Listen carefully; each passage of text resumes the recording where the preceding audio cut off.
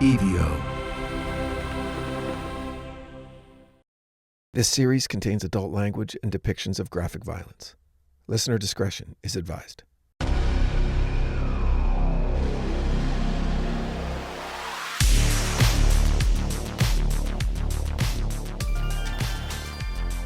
That in. Okay. It's funny. No, it's not. Welcome back to The Devil Within, Satan's Shadow, episode 4 bonus.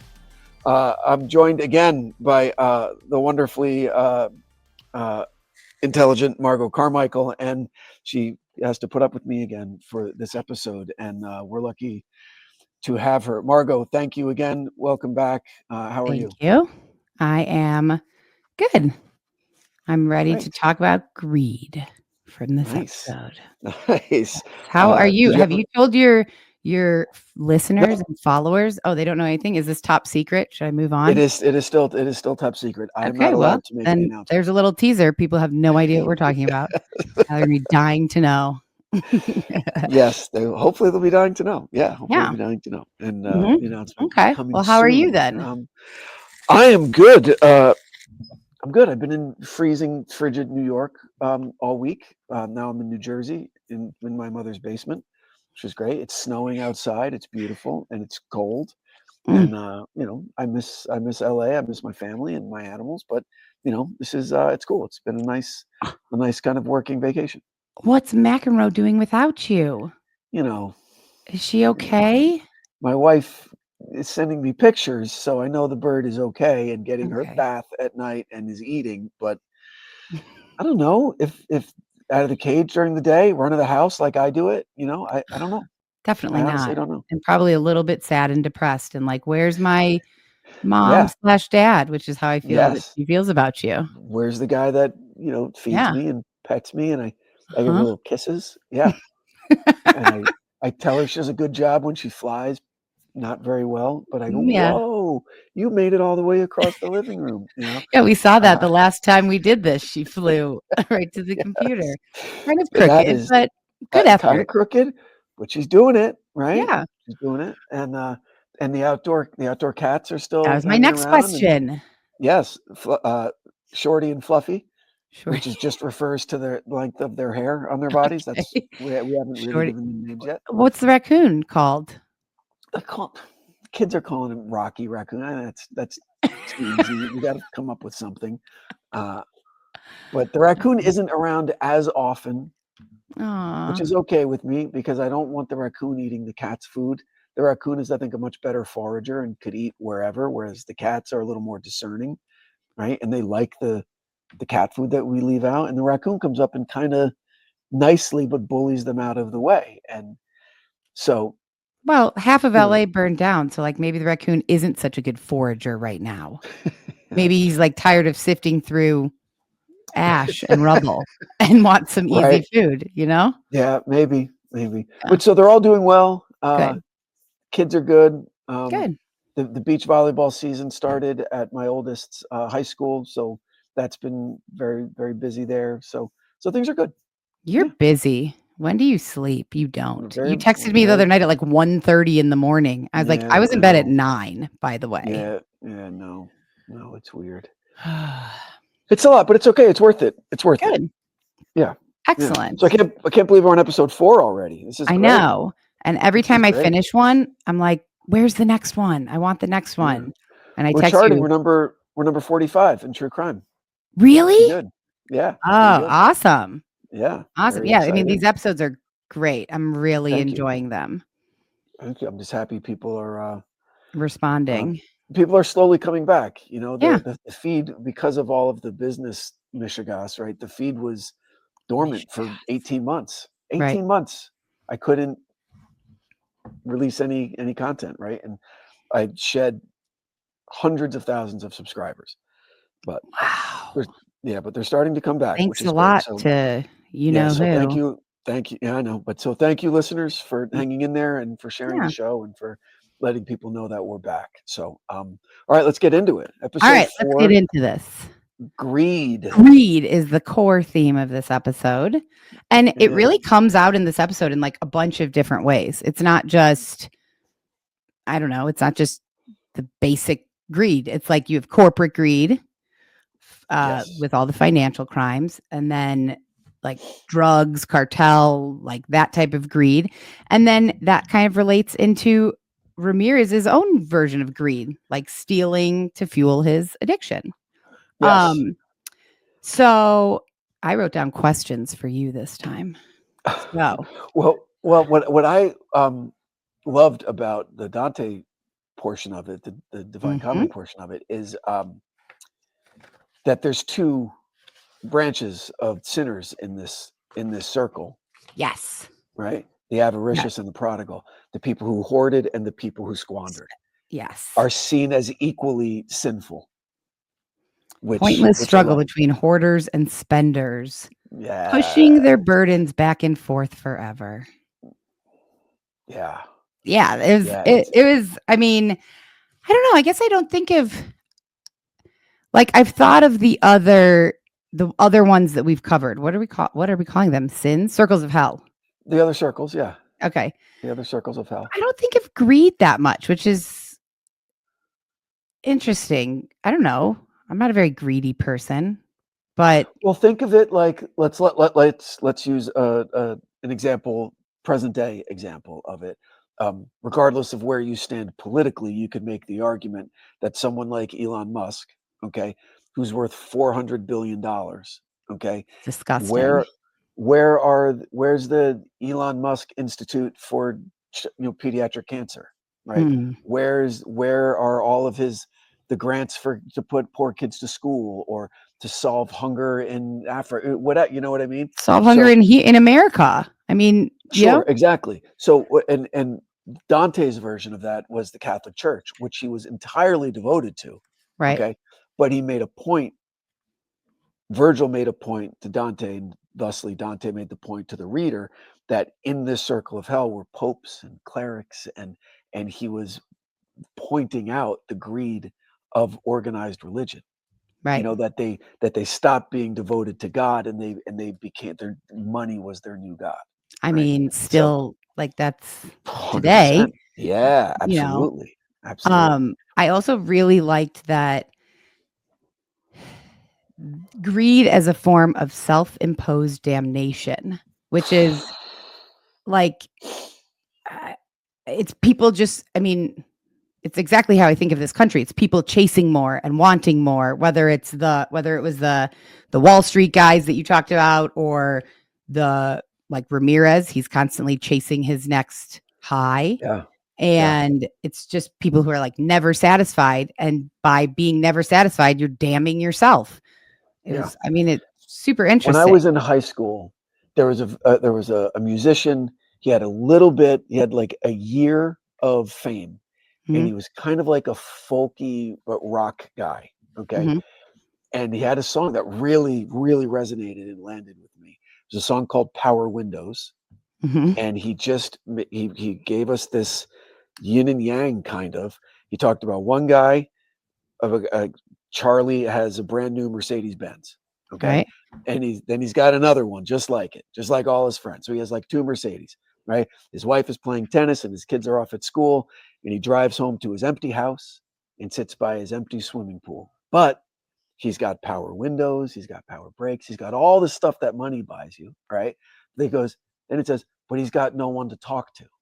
And tears are rolling down his face. Okay. Then it's like this other guy, he drives a beat up like 69 Dart, right? And the car's falling apart. He's got no power windows, no power, nothing.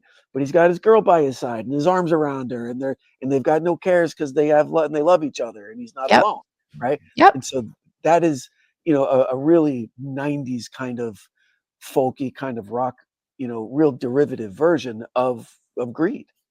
Totally. This guy's only driven by what can I get, like what can I amass, so I can prove to myself that I've accomplished. Right. Yeah. But as you were talking about that song, and she'll never listen to this, so I feel like I can say it. But one of my best friends, she's not greedy, but she has a lot of money. She worked hard. She made a lot of money. She has a big house, lives in like $1 million house, nice fancy cars, and we've been friends for 20 something years. And she started working, made a ton of money. She's miserable.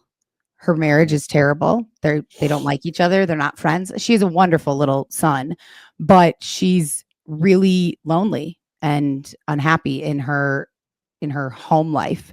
And it breaks my heart for her, but then I'm stressed about money all the time, constantly. It's Right. one of my biggest stresses. But sometimes when I talk to Same. her, it unfortunately makes me feel really grateful. Like I don't know how I'm going to pay my rent next month necessarily, but I'm really happy in my relationship and my friendships and even in what I'm doing. I may not be making enough, but I enjoy what I'm doing. I care about it. And I wake up every day not like feeling lonely or dreading the day. So I'm poor in bank accounts, but I'm rich in other things. Where it matters. And I thought today, if I could live in $1 million house and drive a Lexus and like take she's going to Italy in a month. And like, if I could do that, but I was like in my old marriage, like married to my ex where I was very unhappy and lonely. Would I go back to that? Never. No. Never. I'd give up my car. I'd move into a box if I could continue to be doing what I'm doing and have the people around me, because it doesn't bring, I think that most people understand. Do you think that for anybody it does bring happiness? Like, do you think that there are people that it's just the money and that fulfills them? Really? I know people like that. I know wonderfully rich people who are amazing people, super happy because of their money. Huh. Yeah. And they're generous and they give stuff away, Right. But they also work really hard and they play really hard, and their money does great things for them, but it's not their primary purpose. Isn't money. Money serves their passions. They're not happy with like, okay, I've got this house now. Right. No, then their house, someone once told me, I think it was a Stoic. I forget who actually said it, but someone shared the quote with me that success is a full table. No, I'm sorry. Success is a crowded table. Okay. Meaning the dining table in your house is so crowded because so many people love you and you have such a huge circle of friends that's the measure of success. Okay. Regardless of money or anything like that. Right. And so these people, I'm thinking of a few in particular, they also have that. Okay. They have all of it. money. And they have all of it. So they have all of it. And I'm sure Lucky that them. right. And I don't think that that's as rare as we're making it out to be right now. Oh, right. really? Right? I really don't think it's that rare. I think it's more rare that someone is like your friend, that someone is super, super wealthy and then made really some bad miserable. decisions. Right. And if you could trace those bad decisions to, because I was too busy trying to make money, okay, then you blame that. Blame the greed right there, because for a while money was what was so important and I let a lot of good opportunities go by. Yeah, I can see that. Definitely. But the squandering, I've squandered as well, personally. I've had money before and me too. Well, I've had money once and I squandered it. When I first started at Cavalry, I was working at Cavalry, but I kept doing my freelance education writing on the side.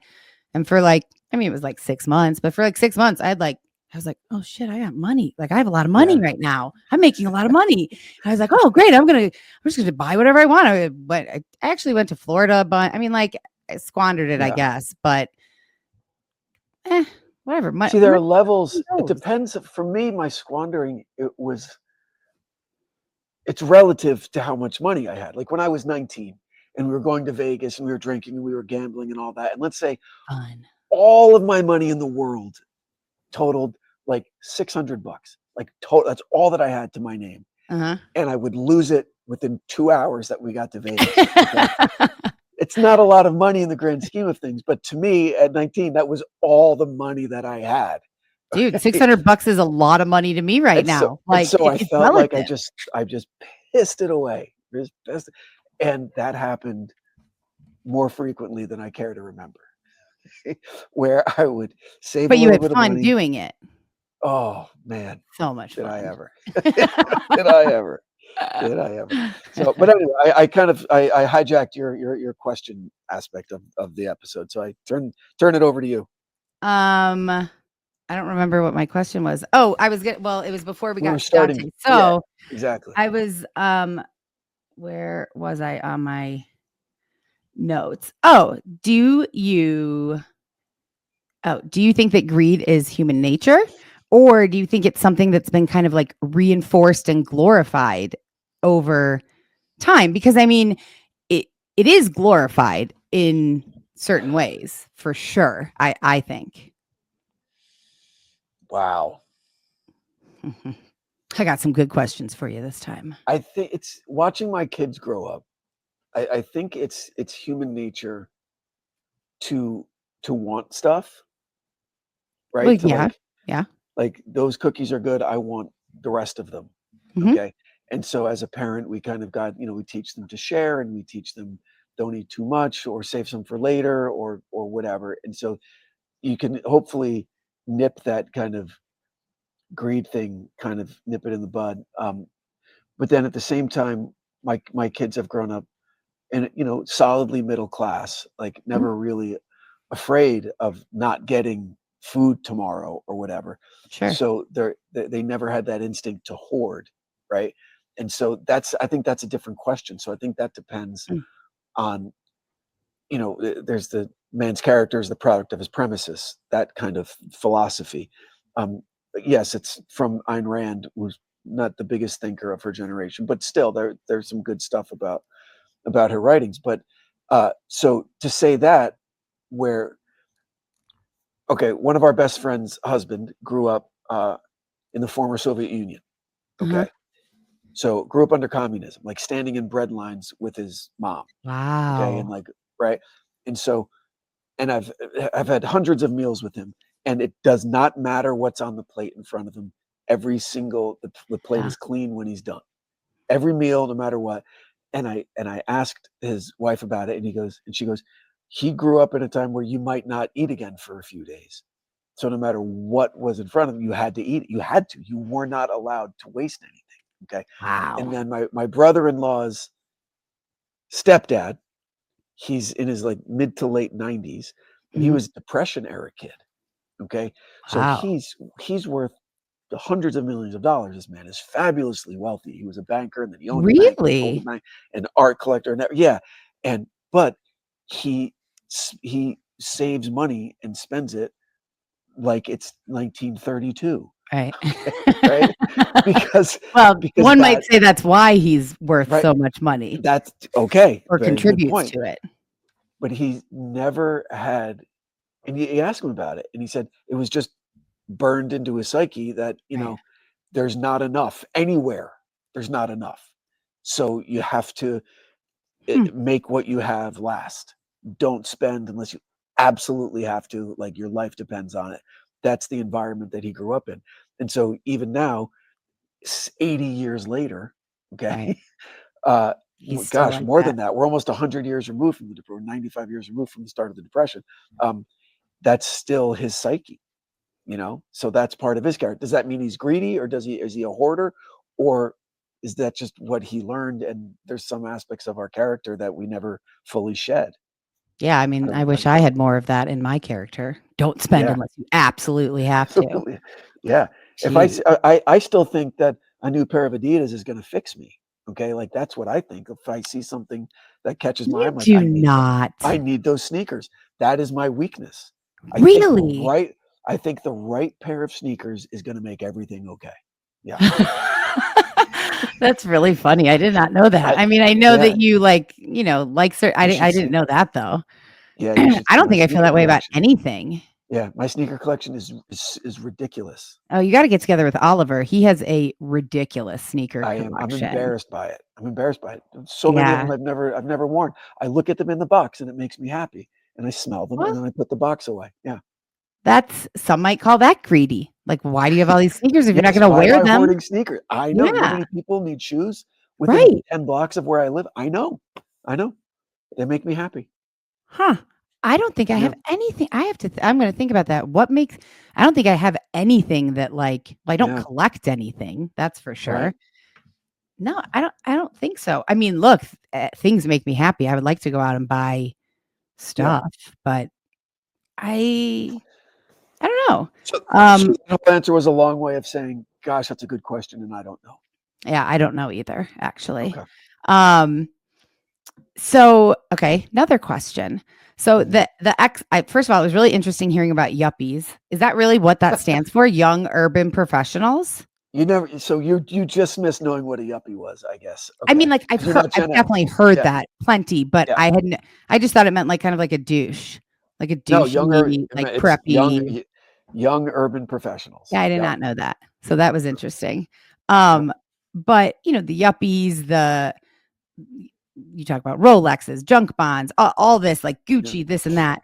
And so like in the 80s, it seems like greed was kind of like normal, like it was normalized and it was. It defined the 80s culturally. Did Yeah. you say define the 80s? Oh, it defined the It 80s. I was like, I can't define defined, the 80s. it Yeah, it was it one of defined the 80s. Yes. the defining cultural kind of phenomena of the 80s was this normalization of greed and acquiring wealth and ostentatious displays of wealth and all that. Yeah. So, do you think that for Ramirez that this was like he almost maybe felt justified, like everyone's greedy, everyone's getting whatever they can. Like if everyone else is taking whatever they want, so can I. Why can't I? I think it's the opposite side of the same coin. I think Huh. it's not that one is obviously one is better because the yuppies weren't murdering. Okay, yeah, Right. of course, Right. but there were aspects of that yuppie Wall Street greed that was incredibly destructive, that ruined people's Sure. lives and people went bankrupt and people went to jail and all of that. Not as singularly destructive as what Ramirez was doing, obviously, but Right. but I think the foundational elements of what can I get was kind of the same. Like Yeah, I I guess. need to feed this. I need this. This is Right. out there. Everybody's doing it. Um, and his was just a real dirty, felonious, murderous, insane version of it. Yeah. Okay. I think like the yuppies, when you're talking about yuppies, it just makes me think like there are still yuppies today. It's just it's influencers, it's social media people. Like Yeah. instead of yuppies in suits and driving their fancy cars, we still see people driving fancy cars, but it's just people on Instagram showing off their Yeah. whatever, their everything. When when I was in my 20s, they didn't get as popular as the yuppies, but the big thing was they called dinks, double income, no No kids, kids. right? People with That's money gonna be that me. had disposable income, uh, that could go and buy shit. They could go and Yep. buy whatever they wanted that people Yep. with kids and mortgages couldn't do. Yeah. Right. Yeah. So I do. I did know that term. My ex-husband was a accountant. So, and so the we had dinks a in the double income and 90s no were kids. big. Yep. Yep. Um, No. So what else? I like hearing about the 80s. I was born in the 80s, so I don't remember the 80s very much, but I do like hearing about it. And Yeah. so how do you think obviously this time period had a lot of impact on Ramirez. I don't Yeah. know if it impacted his I have a question about that later, but how do you think that this like contradiction in the 80s, cuz you talk about like just say no and preaching, like the administration is preaching morality, but at the same time greed is like everywhere and all these yuppies and all these people with all this wealth, like it was a pretty big kind of a big contradiction. So do you think that had any impact on crime at the time? I do. I do think it. I think because there was a big thing that I didn't cover in this episode that I wanted to, but I couldn't condense it to Mhm. anything. The episode would have been 3 times as long, which was the Iran-Contra affair, okay? Okay. Where the government was involved at the highest level, selling arms to Iran and then taking that money and funneling it to the Contras in South America to try and install a new government, okay? So Oh, that was, I mean, criminality at the government at a federal level, okay? Um, wow. yeah, that all got exposed, and there were the Iran-Contra hearings, and it was an embarrassment, a big black When was eye it? for This the was in the 80s? Reagan administration. Yeah, yeah, yeah, yeah. Okay. Yeah, I don't And remember that. right, and so So that was going on. All of the drugs coming into the country led to massive spikes in crime. In arrests. Oh, I don't know about in crime, but a massive spike in arrests, and a lot of it you can look back and say was racially driven, because you had to have 10 times the amount of powder cocaine to get the same jail sentence as 1/10 of crack cocaine. Okay, and so crack cocaine was generally in the inner cities, that's so where stupid. where majority of the population were African Americans. Okay, so they were getting 10 times the prison time. Is that true? You had That's to have.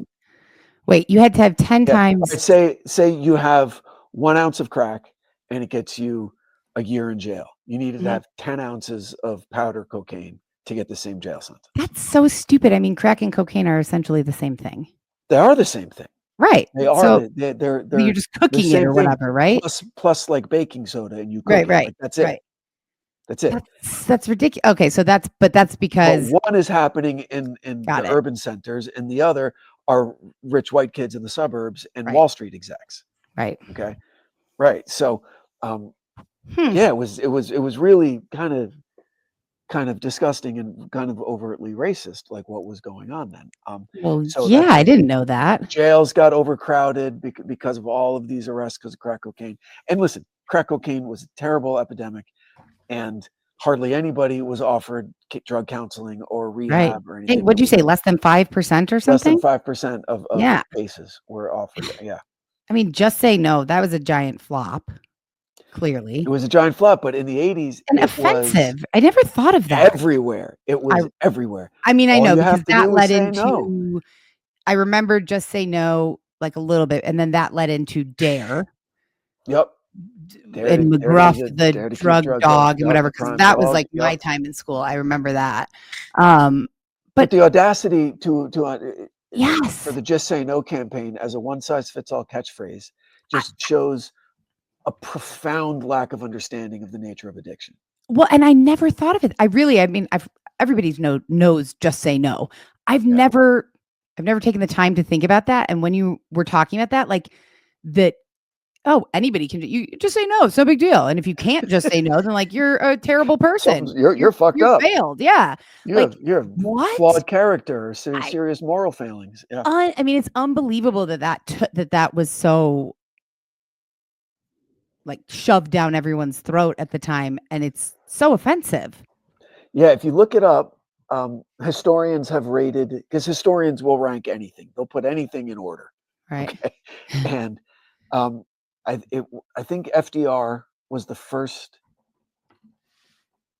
Yeah, his administration was the first first lady to have a public initiative. Okay, Eleanor Roosevelt was the most active, the first lady who actually like did wasn't something. afraid to show that she's educated, and that she had a very powerful intellect, and had a lot of influence, irrespective of her husband. Right, she could do her own shit, and her husband was like, "Go, girl, do it." You know, she's a New Yorker; she doesn't give a fuck about anything. And so, she was the first lady to have a public initiative that was separate from the president's agenda. Right. Okay, so I think there have been 10 or 11 presidents since FDR, and so they rank the first lady, and she blazed the trail. Every first lady since has had initiative. Okay, right. Just Say No is ranked second to last in the effectiveness of these. And the worst was Melania Trump's Be Best. Was that an initiative that she had called Be Best? Be Best. Be Best. Wow, I must have never watched the news during that time. And the irony that no one really, I guess, saw it was like, don't bully, don't call people names, don't do it. And look in your own house. You know, for name calling? Are you kidding me? Biggest bully, dude. Right, the biggest name caller ever. All he does is call. He's a criminal and a rapist. But he is very proudly a name caller, and that's something so that's basic. That is very ironic. I'm a name caller too. Sometimes, like, whatever.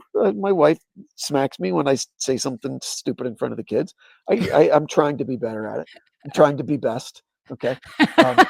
That's I'm so serious. dumb. Be I know. best. I hate I know. it. I'm serious. So But, stupid. like Michelle Obama's was like Play 60, which was great. Like 60 minutes a week for kids to be playing Oh, outdoors or something okay. like that. I thought Which was hers good. was So like there, gardening or growing your own vegetables or something, but all kind of the same, like healthy eating. Wasn't that like her thing?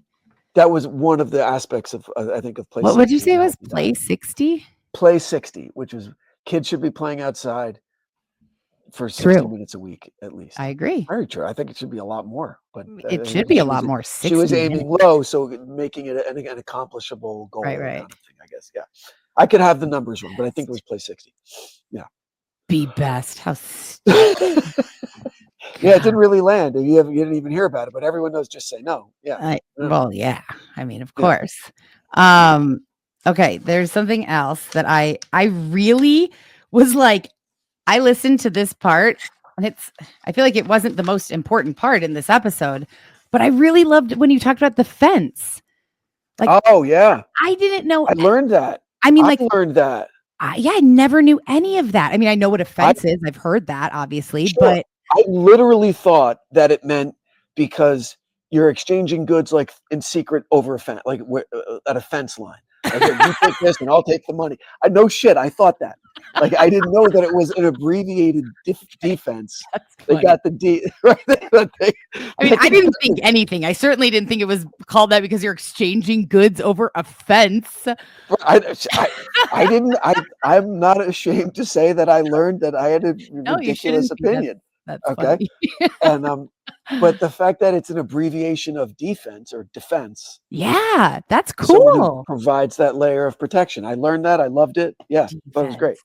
Yeah, I really liked that. I listened to it a couple times, and the fact that like these people, these fences were essentially okay. So here's my question about this: is Yeah. do you think that the fences were as guilty as the criminals? Because essentially they're kind of protecting the criminals from getting caught in a way. Oh, they're complicit. I mean, being a they're fence, complicit.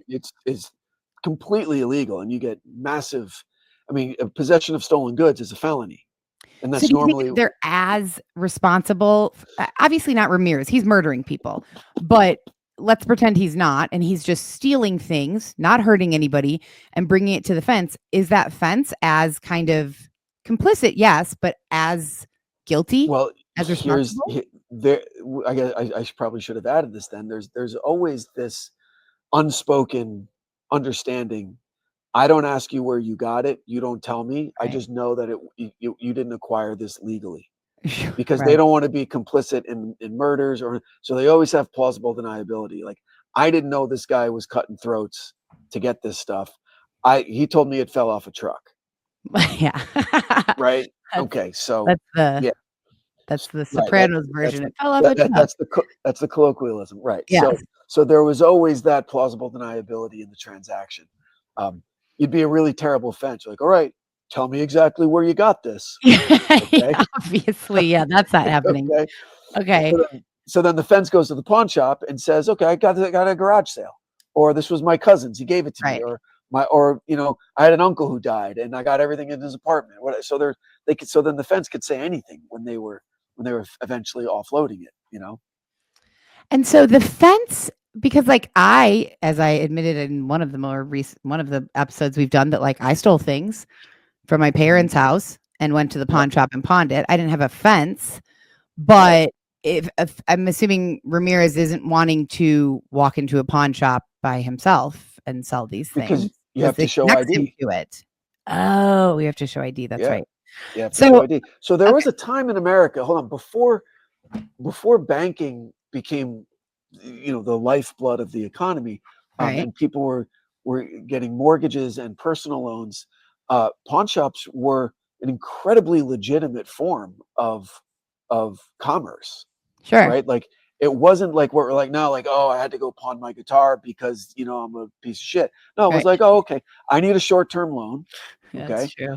I'm going to get a loan against this item, right? And then I'm going to come and get it back. Bring it back. Like, that's Right. how so many people got short-term loans or would, get near market value for something without being taken advantage of. So Hmm. pawn shops were and are a very legitimate, Yeah. form of commerce. But somebody who goes to a pawn shop and pawns something, you're right. Automatically, it's like, oh, they're a piece of shit. Right. There's it's gotten to it's Trashy, kind of sleazy, whatever. right. The reputation has been sullied for whatever reason over the years Yeah. because of the fencing and because of that kind of stuff. Because like there are it's a regulated like industry. They can't buy firearms that are older than they have to be antiques. Hmm. If they buy something that turns out to be stolen, they're on the hook for it. They have to give the item back and they're out the money. Right? Wow, So that sucks. all that's true. Right. All that's true. Huh. So so they have to like, they'll always ask, where did you get this? Right. Jeez. It's I'd imagine right, that. you don't have to prove where you got it. Yeah. But you've got to tell them, you have to give them a good enough, a believable enough story so they'll buy it from you. Right. Yeah. Okay, so now let's say there are no fences to buy Mhm. or to give Ramirez money for the stolen goods. Does he become who he became? Like if he can't get money, he can't do Wow. drugs. Does he Right. still become the Night Stalker? Gosh.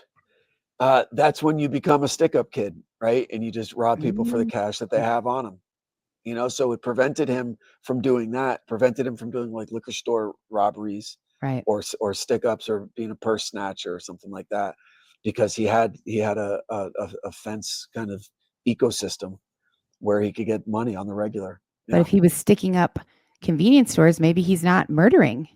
Yep, because he'd probably get caught. You're right. He's just So the fact that he was in a city that had that criminal element that was robust enough right. to allow, I think that maybe that's why he moved to LA. Yeah, because maybe El Paso doesn't have as much opportunity for that That's kind right. of El stuff. Paso. I mean, El Paso's pretty criminal. Remember, it's like you could spit into Mexico from El Paso. Jeez, will you ease up on El Paso? It's a beautiful city. It's a treasure of the South. Okay. It is. I know more about Gosh. Juarez than I do about El Paso, and because Just they put are a little like bit of butter on that El Paso statement. Just easy with El okay. Paso. Oh my Okay? gosh, great. El Paso people are going to start coming for me now. Yeah, Goodness. they're my friends. Okay. Can we talk about? Sorry for all the shuffling with all my notes here. I'm obviously dying to get to the murder in this episode. I mean, I love the Dante. I love all the like the 80. I love all the information. I've really learned a lot in 4 episodes of things that I never had knew about. And but I love because I mean I'm a creep obviously, but I love hearing about the murder. And this one was in a different way, but equally as shocking as there wasn't one. I mean, there wasn't a murder. A non-murder. So, the lack of murder was equally as shocking as the brutality in the last episode with the sisters and stuff. Like, I mean, I have so many questions I wish I could ask him, as I'm sure most people do. But I know. I mean, it's like he was a different person. He was like polite to her. Why do you think? Can I get you a robe? Like, where should I put the key? You must be cold. Whoa, get the kid out of the room. He shouldn't see this. Was she the hottest woman ever? Did she remind him of someone? Did she like play along? This is going to sound terrible. I don't even know if I can say this, but No. To save her life. Sure. Well, he was raping her. Was she like not screaming and crying because she thought maybe that would make him right? Right, pretending that it was okay. Right. Yeah. I don't know. Obviously my opinion in it was, I think this is one of his first, by evidence only by the sisters from the previous night didn't have a lot of valuables in the house. Right. So he probably didn't get enough money to get his cocaine. So there's a really high probability that he was coming down and was probably nearly sober or clear-headed. And so you're right. That would make him a different guy. That could temper his aggressive nature, temper, his violent nature, where he's Mhm. not like everything isn't turned up to 100. Right. Okay. Right. Um, Ugh. but his criminal hypersexuality was still there. He still needed to scratch that itch with the rape, Mm. but that didn't build him up into a murderous frenzy like it normally would. Right. That's my opinion of it. I'm not sure Okay. if anyone else shares that opinion. But having some knowledge of, you know, the nature of addiction and how especially how like cocaine, you know, turns people into, you know, it like we talked about last week, it intensifies your personality. So Yeah. if he didn't have that intensification happening, maybe that could account for his nearly almost unique behavior when it comes to his attacks. You know, Well, um, so I thought, could it also be like, could keeping people like off balance, like be like another form of control? Like you know, he's this crazed person. He broke in, he's rapes her. Like people maybe assume he's going to do one thing, and then it's almost like, I don't know, he's like controlling the narrative. Or do you think that like you said, you think it was just due to that, like he wasn't high on cocaine, perhaps? yeah, I think I would. My initial reaction to that question is that you're giving him a little too much credit. I don't think he was that deep of a thinker when it Yeah. Do came you to think this. maybe he didn't even know what he was going to do next? Like he just was flying No, by I the think seat he of his was pants. pure instinct, pure Okay. rage-filled, drug-addicted instinct drove him like an animal. Okay, and he didn't know where he was. Thought he was in Glendale, he was in Burbank, and he. You're going to learn a lot about him in the next episode, in episode 5, that might open or shine a little bit of a light on what maybe why he behaved this way. Okay. But almost like there was this like a glimmer of his former self, right? Because they say you stop your emotional growth the moment you start abusing a substance, right? So for Ramirez, Really? that would be, yeah, that or It was not like totally 10 for stop, him. but it like really it stunts your, yeah, between Right. 10 and 14.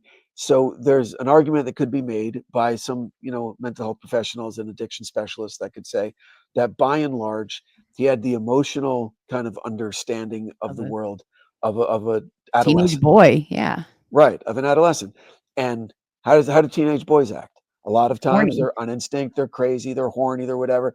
But then still every now and then they'll see a puppy and they'll go, "Wait, hold on, don't hurt the puppy. Yeah. This is Right. a cool little dog. Maybe the dog could be my friend." Right? Or they'll see a younger kid getting bullied and maybe they'll stand up for him, right? So we're little bits of the Hmm. pre-monster Ramirez kind of coming through here, where he comes into the room and he's like, "Oh gosh, you're probably cold. Okay, hold on here." No, So or weird. maybe a lesson that he learned from his mom, like, okay, you be a considerate house guest. Well, where should I leave the key so you can get out of the handcuffs later? But still, it's a weird thing. Such But a I want to weird, make like, sure I don't want you to be locked up all day, okay? right. Because you've got to eat, right? And you've got to and you've got to you got to feed your kid and you've got to do stuff. So because what a risk she took, saying leave it on the mantle because my teenage daughter is going to be home in a few Yeah, hours, to a I guy never who just even raped thought her. about that, but you have teenage daughters. So to me, like that would have never, like, what is he gonna, he's gonna come back when the teenage daughter's there? Yeah, I guess that wouldn't be shocking. What if he just said, "Oh, really? I'm going to wait I'm a gonna couple hang hours. out. Yeah, Yeah, you're I'm right. just going to hang You're out right. and see what this teenage girl's all about." Yeah, That's but he true. didn't. He left the key. He's like, "Okay." Because he got what he ultimately came for, which was He got some things to jewelry, sell. right? And He he got already had off. sex. Yeah, and things to sell, but it was weird. It felt like Janice, right? The two-faced, because at one time he was like, "Here's a rope," and he's like, "I don't know why I'm letting you live. I'm a murderer already." Right. Like that was trying to bubble up to the surface, Yep. but then something would be like, "Oh, okay, oh, Yeah, so he that's would a like good idea. he had Handcuff yourself hesitated. to your kid over the bedpost. That's a great idea." She goes, "Why don't I take care of that for you?" Here we go. There Smart. we are. I mean, smart woman. Whatever she did something right, because she's, She I mean, I don't know if she's survived, alive and the today, kid but she was survived. alive. And She survived. Yeah. I mean, I obviously want to know what happened next. Like, did the daughter come home and let them free? And did she go to the cops? Everything. Oh, yeah. And Okay. that's where it gets even a little weirder. So I know I'm throwing a lot at listeners, so I didn't want to get into this part of it, but this attack, there's a large, well, it's a minority, but a very vocal minority who say that they just pinned this on Ramirez and that it was actually somebody else. Okay, which would account for a lot of this stuff. Because at trial, there was hardly any attention given to this. It was said, and then he did this, and they presented no evidence other than the description that she gave was a Latino male. She didn't say he had bad teeth. Oh. She described a completely different haircut with like a swooping, he had almost like a Bieber, right? Right? It got like kind of swept over one of Like a his eyes, hipster. kind of. Yeah, like a hipster cut. But didn't she see him? Like, once he was caught, She didn't saw she him. see him and identify him and be like, that was him? And that's the other thing that I'm going to get to in a later episode. Okay. If you watch the video of the lineup, like a usual suspects lineup, Right. there's 6 guys that all look exactly the fucking same. They're See, all that's so. they're all like 6 foot tall, skinny, dark-haired Latino guys. That pisses me Okay. off because think about it. If you're being Sure. raped, you're not like, let me, memorize the shape of his face and what his teeth like. Yeah. I mean, I'm speaking sadly from experience. You're not like, you're not taking that all in. You're Right, just trying right. to survive it in whatever way. Your like mind, or again, I can't speak for anyone else except for myself, but like your mind goes blank. Yeah. So to then put all these people who look identical, it's so Yep. fucked. I mean, I get it, but it just. So she picks him out of the lineup, but if you watch it, there's a camera behind her and like at the very back of the room. So you see the room where the witness is, you see the two-way mirror that she's looking through, and then Right. through that you see all the guys in the lineup. So it's I would imagine her and her attorney, and then public defender is in there also, and then there's a couple of cops, and the cops are running the lineup. Okay, Mhm. and they say, okay, number 1, step forward. Okay, and then they say like number 5, step forward. They don't do it in order. Okay, Oh. and then Ramirez was number 2, and then the cop goes, okay, number 2, step forward, and he does this. It's the only one that he did a signal for, and at the end, the woman goes, it was number 2. Oh my God. And that Right, was so it's like, never like that was it's brought up by the chorus of people who, and they're not saying that Ramirez was innocent. They're saying he clearly was innocent of this that. one. Yeah. And so there's someone else still out there that you never gave a shit about going to find because you just hung it on Ramirez because he was doing all this terrible shit. What do Right. you think? So I don't know. I honestly don't know. See, with her though, okay, so if he raped her and then left, maybe I could see that. Maybe it was somebody else. But they talked. They chit-chatted, you said, for They like a chit-chatted, while. like old friends. Yeah, like old friends. Right. Like, So Ramirez had this thing where he didn't talk much about the people that survived. Okay, oh, because they had the story that they were he couldn't add much to it. right. After his arrest and incarceration, he gave details of the people who he murdered. Okay, like Right. kind of very proudly. Okay, Right. which is where we get all of this stuff. Like all of the story of this story, none of it is from Ramirez. It's all from Carol Kyle's point of view. It's all from her Oh, statements. All I was just reading right off of the police report and witness statements. Yeah. wow. So it's all her stuff. None of it is from Ramirez. God, she Yeah. must feel. Is she still alive today? Do you know? I don't know. I feel But like she must. I drove by her house. Yeah. Oh, really? Oh, But that's right. You can go it by was all 40 these years ago. Yeah. places. Oh, I know. It's dangerously near where I live. It's freaky. Yeah, it's really freaky. Oh, your house But isn't blue though, so no, and I'm far from a freeway freeway. entrance. Yeah, that's true. I'm like blocks and blocks and blocks. Yeah. Yeah. So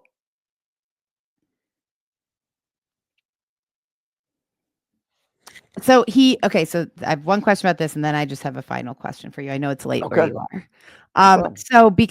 So with her, he had moments, like you said, where he like hesitated or almost seemed to like doubt himself, where he was like trying to be angry, but then wasn't and was being nice. And like, so do you think that seeing those moments where he almost seemed to like reel his anger in, now what, that maybe that was just the lack of drugs, but do you think that he could have ever stopped, or he was just always going to escalate and keep going? Or do you think he had Okay. the ability, like he had it in him, he just didn't do it? I fully believe in the power of therapy and the right medication for mental disease. All right, Sure.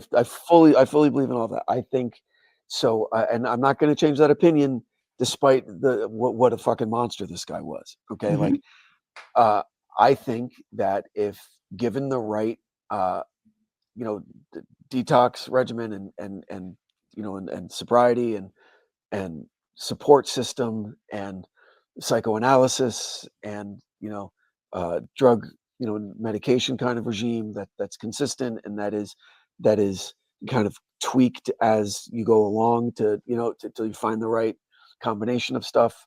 Yes, Think I he do could think have that. had a I, different I- path. and but it's like it would have to be like kind of top to bottom, right? Like ego death would have had to, that Right. kind of philosophical kind of tool.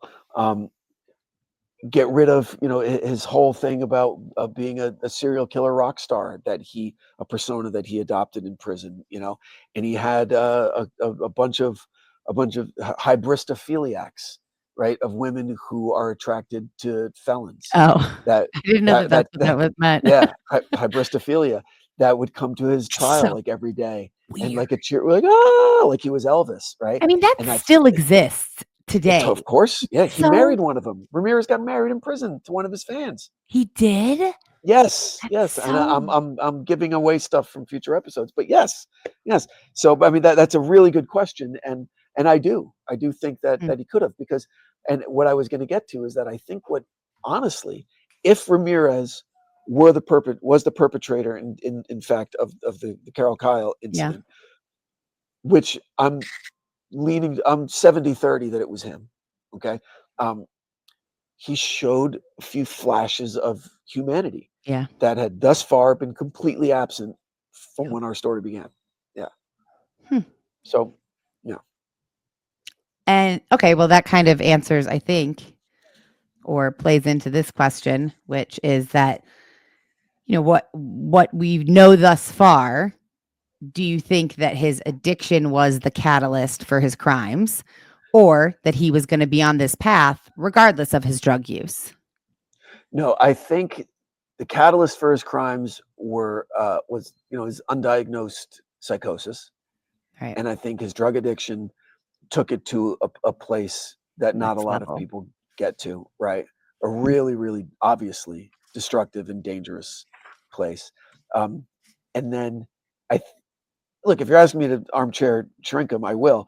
Um, so he was a psychopath, a made Right. psychopath. Okay, fell into drug addiction, which made all of it worse. And then I think he had enough self knowledge. Because you listen to him talk, he's an intelligent guy. He was a well spoken guy. He had enough self knowledge to know that he was doing terrible, terrible things. So as an excuse, he Huh. adopted and got into Satanism and say, "I'm doing this because the devil's telling me to just kind of deflect responsibility." Right. And you So say like those are the most dangerous they're so criminals because dangerous. there's no, If someone it's thinks that a supernatural being is right. commanding them to do stuff, fuck it. Just Forget stay it. out of the way. Yeah, just stay out of the way. Do we learn about his childhood in the next episode? Yep. Because I'm really interested. I've like stopped myself from looking anything up. I haven't watched anything. I mean, like I Yeah. know obviously about Ramirez, but I haven't watched any of the recent documentaries or anything that's Yeah. out there because I want to be like, I want to learn it The from next, this. and the next circle of hell is anger. So, Oh, yeah, and I dedicated almost entirely to the first 20-ish years of his life before he's in So LA. if you could put in like one or two sentences how, I mean, obviously I listened, I know how you intertwined greed into this Mhm. episode, but like, in what way do you think Ramirez was greedy? Just from his stealing to support his drug addiction? No, I think the leading kind of guilty party of greed for Ramirez was the level of his addiction. Just purely not how he fed it, not how he, made it happen, facilitated his addiction. The addiction itself, Huh. that beast inside him was very, very greedy. That aspect of his being needed constant feeding. Do you think that's with Constant all feeding. addicts? That's like, Yeah. yeah. Oh. It's a lot of things. It's a disease of the body. It's Sure. a whatever obsession of the mind, like all of that. Right. And yes, it's derivative and it's kind of easy and it fit well into the episode to call it greed, right? Mm. But you can easily make the argument that it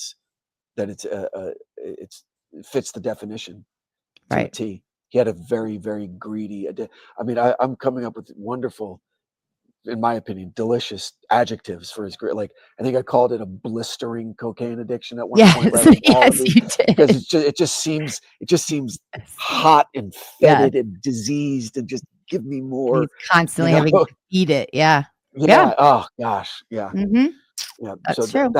I think that was the greediest aspect of his personality, and then everything else from him robbing. Yes, greedy. The fences. Yes, they're greedy. Yes, the culture was shot through with greed at the time. Well, and Like all of it. his hypersexuality, that's greedy. Hypersexuality. Totally. His libido was very, very greedy Yeah. and dirty and and Ugh. broken and Yeah. right. Just yeah. You described the rape like, I don't remember exactly what you said, but like repeatedly and like, ugh, it just. I left all of the details out. Oh, really? Because yes, the description of the rape was brief, but even in its briefness, it was. No, I went. Ugh. I made this an advertiser-friendly version of it because honestly, because you don't really you don't need to know. Yeah, yeah. You really don't need to know. If you don't know he's a monster already, then you're not listening, and that's cool. I get it, but that portion of the episode wasn't about the rape. It was about his out of character behavior while he was in the house. Right. Yeah. And I mean, like, how much do you need to describe a rape? It's a rape. That tells you everything you need to know. It's awful. It's terrible. But yes, and I think that you did a good job of that because it wasn't the focus. The focus was on that they chatted, and I'm like picturing it as I'm listening. And it just, like what was going to be more shocking to the listener, that he raped someone again, or that he brought her a fucking blanket? Right? Yeah, that was a good choice. That was a good. You're right. That is way more shocking. So that was a very good decision. Cool. I appreciate Great episode. it. Loved it. Well, thank you very much. Episode 5 next week. Very much. Check us out on YouTube. Thank you for facilitating that, Margot. Right. And if you like the episode, please share it with friends. Go over to Apple Podcast and rate and review. It helps. And consider supporting these great companies that support the show, because I couldn't keep doing it without them. So thank you again for listening, Margot. Thank you for participating in this. It adds such a great dimension to the show. Yeah, I love it. And until next time, stay safe out there, people. Bye, guys.